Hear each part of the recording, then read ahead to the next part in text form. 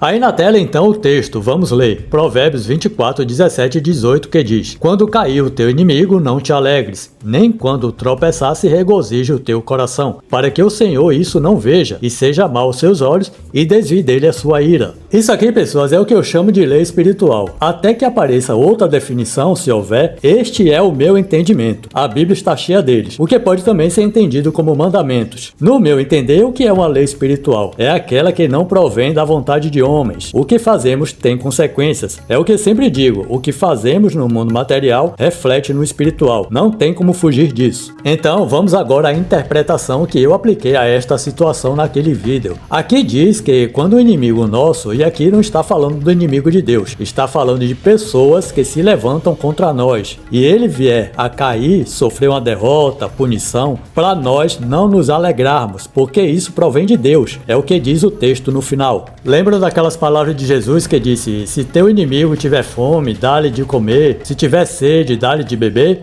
É esse o tipo de inimigo. É por aí.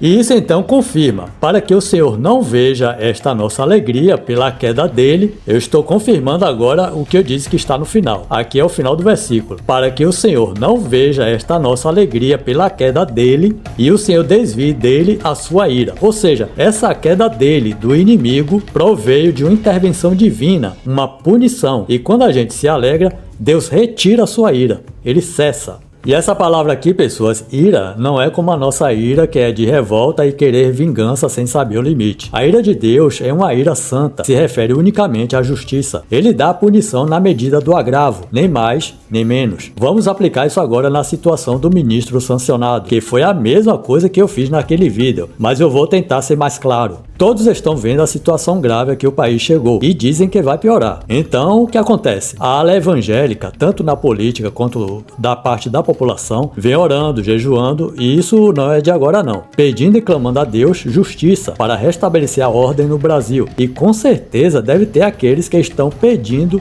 a saída do ministro do cargo. Então se vê sempre esse movimento nesse sentido, de clamar a Deus para intervir na política do país, que realmente vai de mal a pior em todos os sentidos, não só na política. E eis que de repente as coisas começam a acontecer. E agora a lei Magnitsky sobre esse ministro. Agora vejam, tudo isso acontecendo seria resultado das orações? As próprias pessoas, e se vê isso em todas as redes sociais, quase que unânime, que isso é a mão de Deus. Ora, se isso é intervenção de Deus e tem cristãos se alegrando com a queda deles, essa lei espiritual se cumpriria ou não? Eu acho que sim. Se é a palavra de Deus que proferiu isso nesse texto de Provérbios, acaso ele diria e não cumpriria, como está escrito? Agora acompanhe o meu raciocínio. Vamos imaginar uma situação se essa lei espiritual se cumprisse após comemoração de cristãos rindo da cara do inimigo. Então o que ocorreria? Mesmo com a aplicação desta lei estrangeira rígida, a coisa então se reverte. O ministro então conseguiria se safar dela de alguma forma, ou por alguma intervenção do governo em algum sentido, vendo com isso o governo um bom pretexto para desligar o Brasil da economia americana, pois o próprio governo já manifestou a intenção de criar uma nova moeda para se desvincular do dólar. E já disse também em uma oportunidade que sem o STF ele não governa. Notem a gravidade da situação. Estamos falando de um novo sistema de governo. E com qual intenção?